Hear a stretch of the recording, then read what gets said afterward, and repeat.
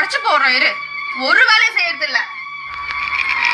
Jolly, இன்னும் கொஞ்சம் தான் இருக்கு. இது ரொம்ப உடனே நம்மளுக்கு பிடிச்ச சைக்கிள் வாங்கிக்க வேண்டியதுதான்.